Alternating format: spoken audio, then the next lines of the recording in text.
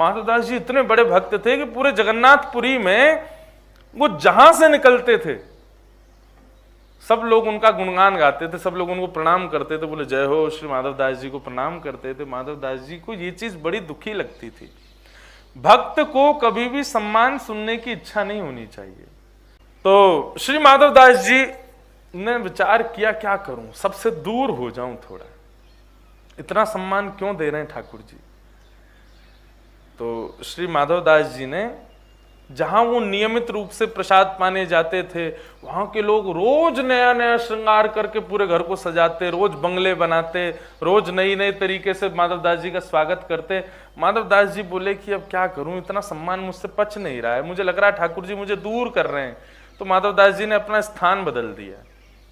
बोले कल से मैं यहां प्रसाद पाने नहीं आऊंगा, कहीं और जाऊंगा।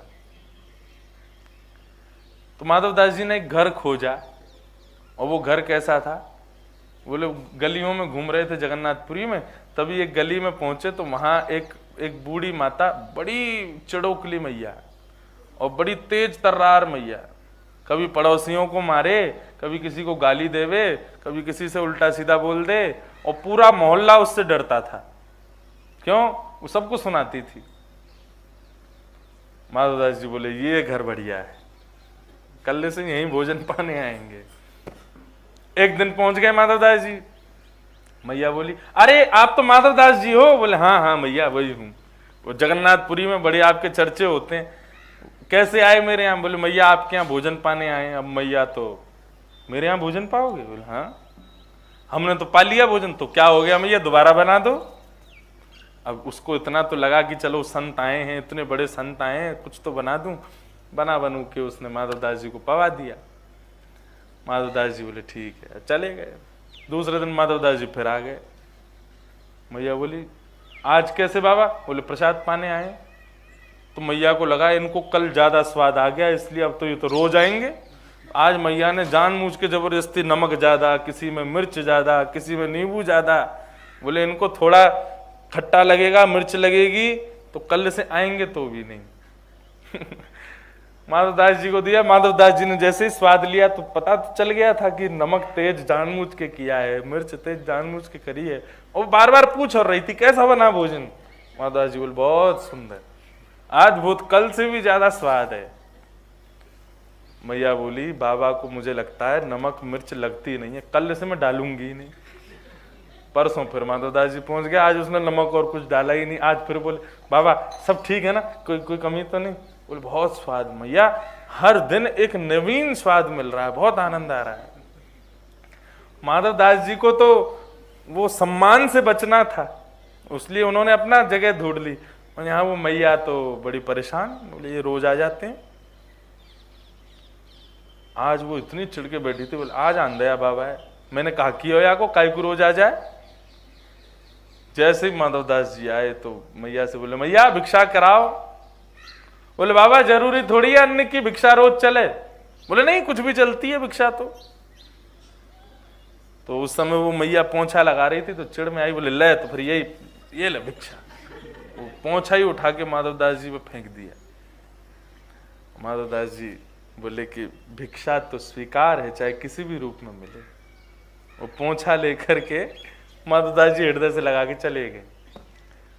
अब माधवदास जी का नित्य भाव था कि जो भी पाते थे नेत्र बंद करके पहले श्री जगन्नाथ जी को पवाते थे। जो भी भिक्षा मिलती थी पहले जगन्नाथ जी को निवेदित करते थे, फिर स्वयं लेते थे। अब आज तो पोंछा मिला है, वो कैसे दें जगन्नाथ जी को? माधवदास जी ने मन में विचार किया, बोले आज तो पोंछा मिला है ठाकुर जी, ये कैसे दूं आपको? तुरंत गए माधवदास जी, तेज धूप में पोंछा सुखा दिया। जैसे ही वो सूखा तो उसको उसके सारे रोए जो थे उनको निकाल दिया, सारे धागों को निकाल के हाथ से उसकी बत्ती बनाई, घी में डाल करके जगन्नाथ जी की आरती कर दी। जगन्नाथ जी के नेत्र सजल हो गए।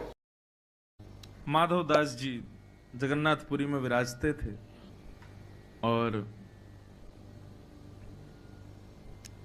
ऐसा वर्णन आता है माधवदास जी के चरित्र में कि जब श्री माधवदास जी जगन्नाथ जी के मंदिर में जाते थे ना, तो ब्रह्म वेदी पर बैठे हुए श्री जगन्नाथ जी ऐसे झूमते थे, मेरा माधव आ गया। माधवदास जी ठाकुर जी के समीप गए, ठाकुर जी से बोले राजी हो ठाकुर जी? जगन्नाथ जी बोले खूब प्रसन्न है। प्रसाद भोग बढ़िया आरोग रहे हैं आप? बोले बहुत आनंद में है।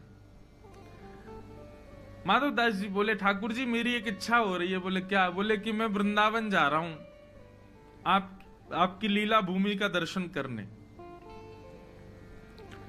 जैसे ही सुना माधव दास जी वृंदावन जा रहे हैं, अब ठाकुर जी सोचें कि मैं प्रसन्न हूं कि दुखी हूं। ठाकुर जी मौन हो गए, कुछ नहीं बोले। माधव दास जी बोले आप कुछ कहेंगे नहीं, हम वृंदावन जा रहे हैं।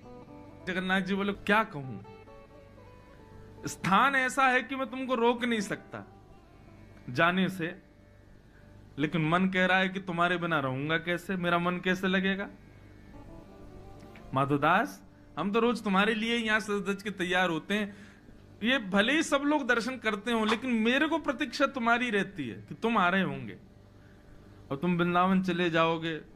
और उस समय इतने साधन थोड़े ही थे कि फ्लाइट पकड़े सीधे पहुंच गए, आ गए, दर्शन करके वापस एक दिन में। पहुंचने में ही महीनों लगेंगे, फिर तुम वहां रुकोगे, दर्शन करोगे, फिर लौटोगे, कितने दिन में आओगे? 6 महीना तो लग जाएंगे तुमको। हम कैसे रहेंगे तुम्हारे बिना? माधव तुम्हारे बिना कैसे रहेंगे हम? हमारा मन ही नहीं लगेगा। भोग तो लगेगा लेकिन स्वाद नहीं आएगा, श्रृंगार तो होगा लेकिन सुंदर नहीं लगेंगे, आरती तो होगी लेकिन हमको प्रसन्नता नहीं होगी। माधवदास जी बोले तो फिर अब बताओ क्या करें? फिर वृंदावन नहीं जाएं? बोले नहीं, ऐसा भी नहीं चाहते कि तुम वृंदावन नहीं जाओ, वृंदावन तो जाना ही चाहिए। बोले आप ही बताओ निधान क्या करें? जगन्नाथ जी बोले हमको ले चलो संग में, तुम्हारे संग रहेंगे तो वृंदावन भी चलेंगे, प्रसाद भी पालेंगे। माधवदास जी ऐसे बोले ये असंभव है, आपको कैसे ले जाऊं? 2 कारण हैं आपको ना ले जाने के। ठाकुर जी बोले क्या? बोले पहला कारण तो आप इतने भारी हो, हम अकेले तो आपको ऐसे नहीं कि चढ़ाए कंधा पे ले गए। दूसरा, आपको इतनी भूख लगती है, मैं दिन भर देखता हूं 7 बार आप भोजन करते हो।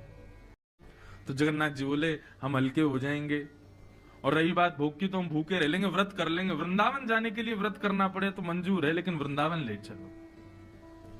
माधवदास जी बोले पूरी जगन्नाथपुरी मेरे पीछे भागेगी, ये पंडा पुजारी सब जान से मार देंगे अगर मैं आपको ले गया तो। अब ठाकुर जी यहीं बैठे रहो, बहुत भक्तों को विरह देते हो, 6 महीना आप भी विरह सहो। अब जगन्नाथ जी की आंखों में मोटे मोटे अश्रुबिंद आ गए, मेरा माधव जा रहा है मुझे छोड़ के। जगन्नाथ जी को समझा रहे माधवदास जी जैसे कोई बालक को समझाता है, अरे मैं आ जाऊंगा, रो मत आप, मैं अभी आ जाऊंगा।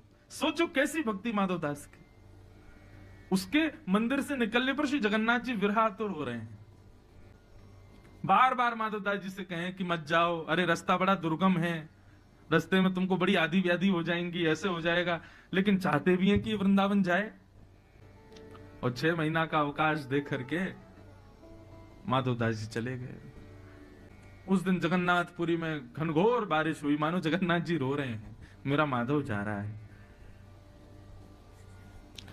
माधवदास जी अकिंचन थे बिल्कुल, ज्यादा भूख प्यास भोजन इसकी उनको ज्यादा जरूरत नहीं। जगन्नाथ जी का दर्शन ही उनका भोजन था, बिना दर्शन के भोजन नहीं सुहाता था। चित्त में श्री जगन्नाथ जी बैठे हैं, वृंदावन की यात्रा पर जा रहे हैं। एक दिन व्यतीत हो गया, चलते चलते दूसरा दिन व्यतीत हो गया। रात्रि में किसी गांव में जाकर के किसी वृक्ष के नीचे सो जाते। वृंदावन की यात्रा चल रही है। तीसरा दिन प्रारंभ हुआ। श्री माधवदास जी 1-1 सप्ताह भी जल पी करके रह लेते थे, उनको भूख ज्यादा लगती नहीं थी। लेकिन आज तीसरा दिन ही प्रारंभ हुआ और सुबह उठते ही माधवदास जी ने जैसे स्नान किया, स्नान करते ही उनको भूख लगने लगी। इतनी जोर की भूख लगी महाराज की अब तो वो व्याकुल हो गए।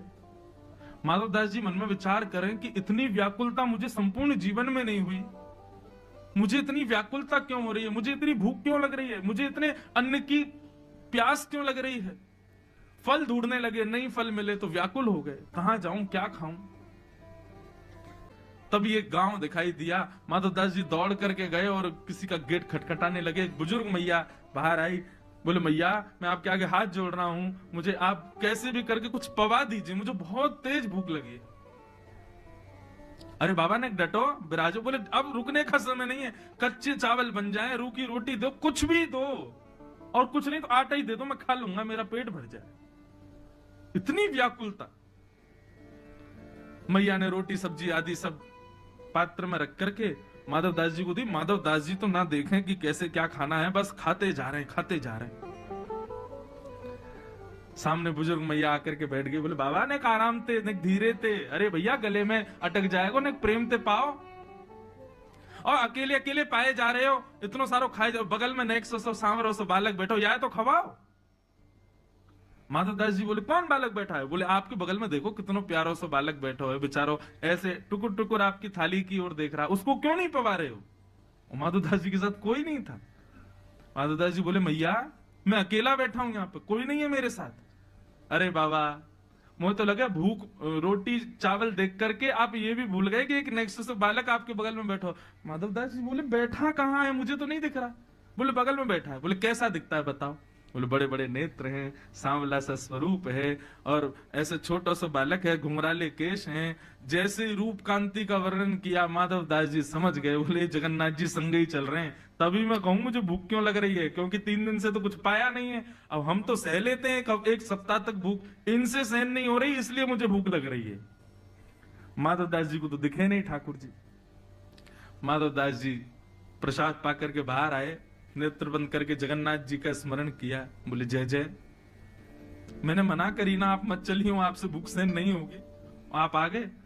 बोले कि अब हमारा विग्रह जगन्नाथ जी में बैठा है, लेकिन आत्मा से तो प्राण से तो हम आपके संगी वृंदावन जा रहे हैं। और निश्चित मानो माधव दास, जब कोई जगन्नाथपुरी से वृंदावन जाता है ना, तो मैं एक क्षण के लिए उसके संगी जाता हूं, फिर आ जाता हूं वापस। लेकिन एक बार को कोई वृंदावन जाए तो मुझे इतनी रुचि लगती है कि मैं उसके संग ही जाता हूं।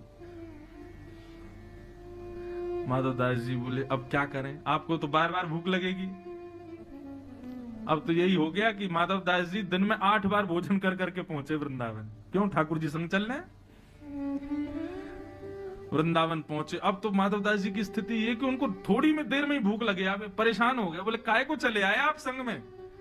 नेक देर चलता नहीं हूं, कितने में भूख लगाती, जहां बैठे बैठे भूख लगे आती ठाकुर जी को, चलते होंगे तो और पच जाता होगा भोजन, और भूख लगती होगी। माधव दास जी वृंदावन पहुंचे। अब नियम तो वैष्णव का ये कि वृंदावन जाते ही वैष्णव मंदिरों का दर्शन करते हैं, लेकिन माधव दास जी को इतनी भूख लगी कि यमुना जी के तट पर पहुंचे। यमुना जी में स्नान किया, तुरंत कहीं से चने लाए, और चने ला करके रूखे चने ही खा ली। क्या करें, भूख मिटाएं कैसे भी, चने खा लिए। चने खा करके जब थोड़ी भूख शांत हुई, तब माधव दास जी बोले अब चलो वैष्णव मंदिरों के दर्शन करें। वृंदावन में विचरण करते हुए श्री वृंदावन बिहारी लाल के दर्शन करने के लिए जैसे ही निधिवन राज पहुंचे, निधिवन में कुंज बिहारी विराज रहे थे। स्वामी श्री हरिदास जी सेवा कर रहे थे। माधव दास जी दर्शनार्थियों में बैठे थे और अंदर बिहारी जी की सेवा चली थी। स्वामी श्री हरिदास जी सेवा करते करते अंदर से बाहर आए और दर्शनार्थियों बोले भैया तुम में से माधव दास कौन है?